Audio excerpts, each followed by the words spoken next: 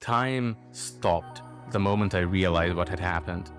I felt my heartbeat in my ears, which turned red from shame. There's no coming back from this. All that work I put in to build my reputation, destroyed with a click of a button. Welcome to Lead It Better, the podcast made to help you become a more impactful leader. Whether you have years of experience or just getting started on your leadership journey, you're in the right place to pick up practical, actionable advice. We're going to discuss not only how to best deal with leadership-related questions and situations, but explore why a particular approach might work better than others. My name's Martin, and for the better part of a decade, I've been helping aspiring, new, and experienced leaders develop their skills and leadership strategies. This is episode 8, and this week we're going to talk about accountability. Specifically, about how you can hold your team accountable, how you can avoid the blame game, and create an environment where this topic is understood as part of the support you provide as a leader. I had a life-changing experience when I started working at IBM Financing. While it wasn't my first job, it was the first time I was doing something in a very structured way, with standardized operating procedures, work instructions, and Sarbanes-Oxley testing. It was also my first time working in a silo, being impacted by the work of the department before us, and having a direct impact on downstream teams and even our customers. While you get used to working with hundreds of thousands and millions of euros on a daily basis, the first time you look at that many zeros and realize that your actions are what's required for the operation to run smoothly, I don't know. It feels humbling and borderline anxiety-inducing. Because it also means that if you make a mistake, the cost of that could be quite material.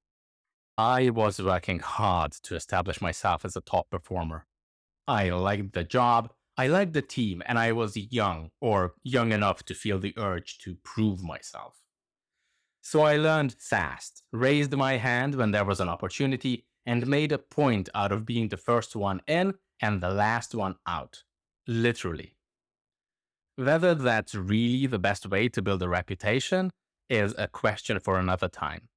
I enjoyed the praise and was confident that I was doing well.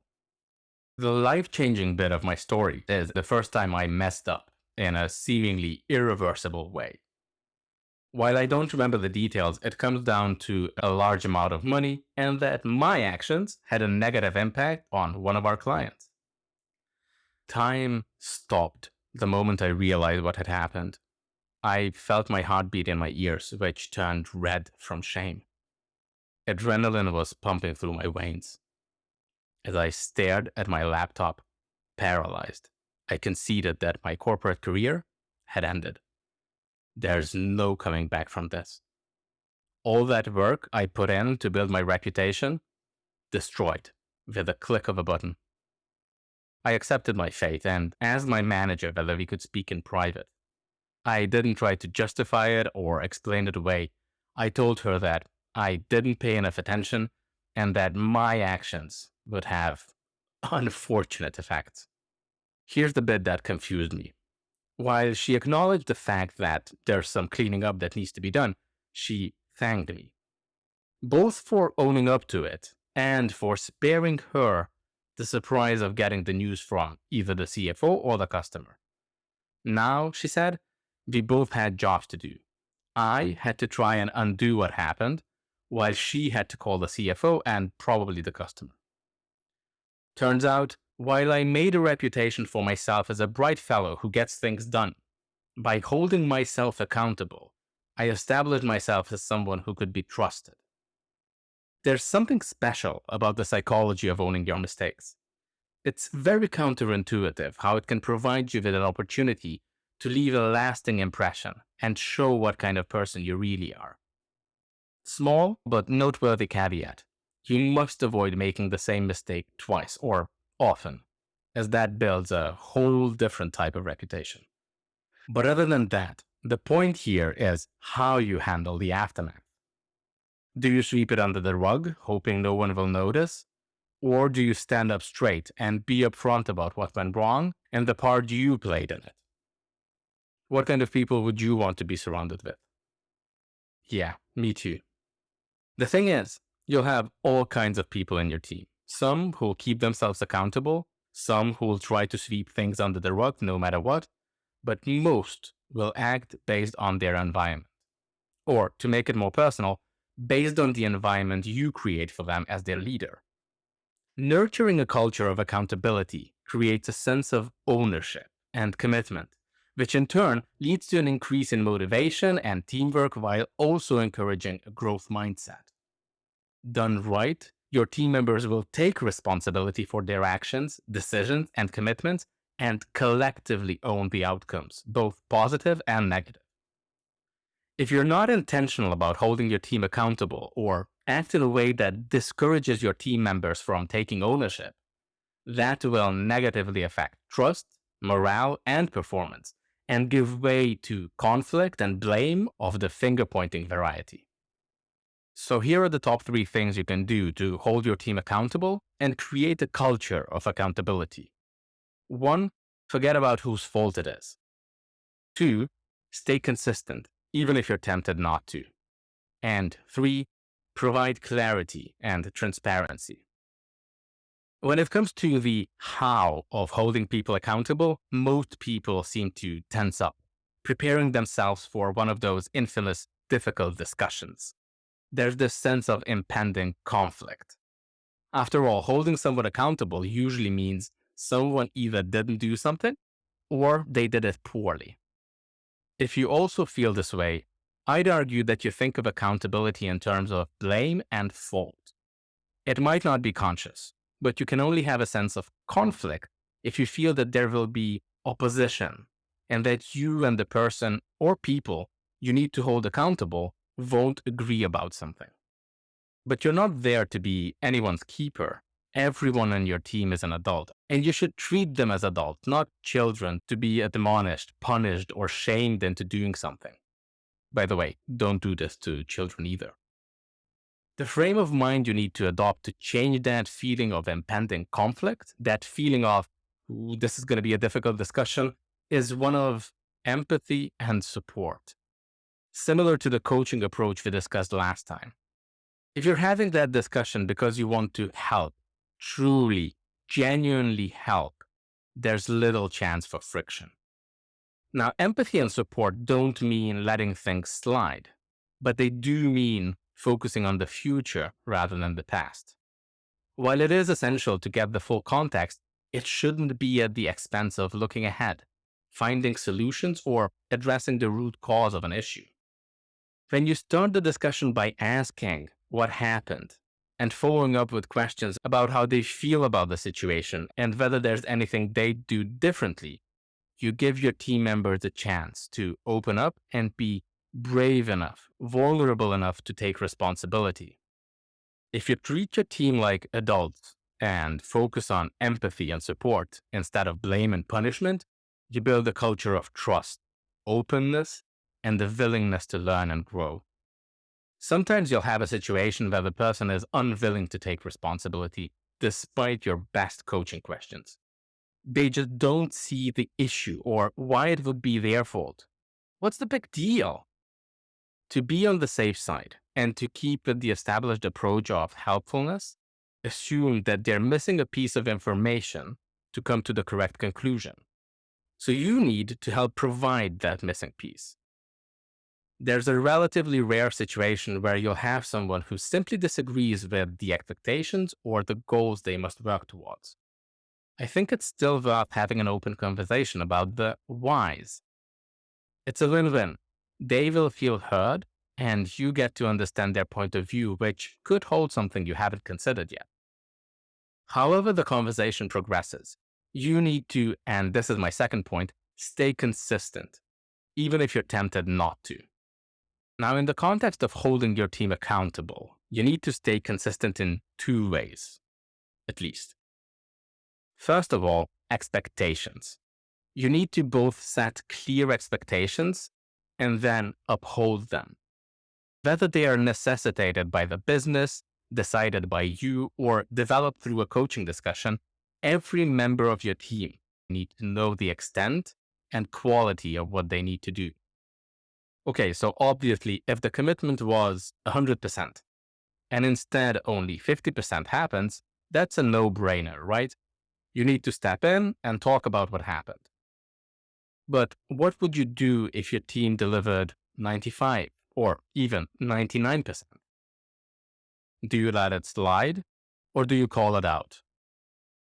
When discussing vulnerability a few weeks ago, we said that you show rather than tell what you think is wrong and what is right, what is acceptable behavior and what is not. The same applies to accountability. If you tell your team that 100% is what they need to do, but don't say anything when you get less than that, your communication is clear.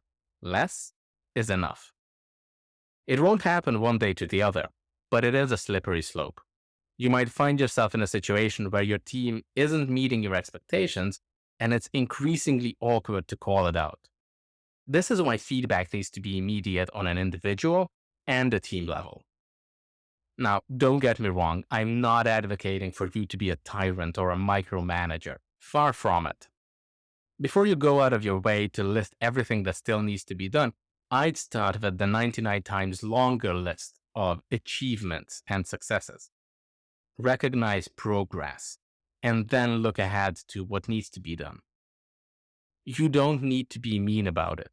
You just need to be consistent about communicating and upholding expectations. The other way to stay consistent is to hold all your people accountable equally. While the people in your team will be different personalities, priorities, and of course, different levels of performance, the rules you agree to and uphold must apply to everyone. Playing favorites can damage or even break trust, not just with you, but between your people. Consistency in holding everyone on your team accountable, including yourself, encourages open communication. It connects back to psychological safety and how people feel safe to voice their concerns, ask questions, share ideas, and are not afraid of owning their mistakes and being accountable. Which brings me to my third point. You need to provide clarity and transparency. An unavoidably human mindset is that we all are the main characters of our own movies. This is why something can be a justifiable decision when it's ours, but an obvious mistake when someone else does. Part of this psychology explains how in a group setting, everyone will think that they're doing more than others. No surprise, you see how much you work, but relatively speaking, you have no idea how much others put in. This can impede accountability. Well, of course I made a mistake. I work more than anyone else. People can resent each other if they think others are doing less, but are not called out for their mistakes. Especially during periods of high stress, be it year-end closing, busy period, or just too much work for not enough people. What can counter this is clarity and transparency on an individual and group level. You need to check in with every one of your team members regularly. Not for you to do a performance review, but for them to be able to discuss what they're doing, ask for help with any challenges, and recalibrate goals as needed. Speaking of goals, there will be some that they can commit to as it fits them, and others where you need to be specific about deadlines, scope, and quality. If last episode's example with the apples comes to mind, that's for a good reason. These meetings allow your team members to hold themselves accountable and enable you to ensure everyone is on track. On a group level, on the one hand, I'd set up regular team meetings which focus on team goals and the future and align efforts in the same direction. On the other, I'd schedule retrospectives, even if you don't work in an agile framework, so the team can discuss what went well, what could have gone better, and whether there are any questions or uncertainties. Ideally, if the data is there, I'd make progress and effort available for everyone to see. Whatever someone feels about how much work they did, it's difficult to argue with numbers. Whatever your metrics, dashboards like this enable you to pinpoint potential areas of accountability while incentivizing team members to work together because everyone is looking at the big picture. However you go about it, part of your job is to come up with, agree on, and uphold standards, expectations, and requirements. creating a balance between the needs of your team and the business. To do that effectively, you must be intentional about holding your team accountable and fostering an environment where your team members want to hold themselves accountable. For that, you need to forget about fault and blame and focus on empathy and support. You need to stay consistent, even when it's tempting to let things slide. And you need to provide clarity and transparency to focus everyone's attention on the team's efforts instead of their own. Okay, so what's next? Where do we go from here? We talked about how everyone is the main character of their own movie. If you ask me, this can make some situations quite difficult, as two people can hold equally valid beliefs, at least from their points of view. As a leader, another thing you need to be intentional about is conflict resolution. This is what I'd like to discuss with you next time. If you're interested, make sure you hit subscribe and share this episode if you think it would benefit someone you know. Thanks for listening. I'm truly grateful for your time and attention. Talk to you soon.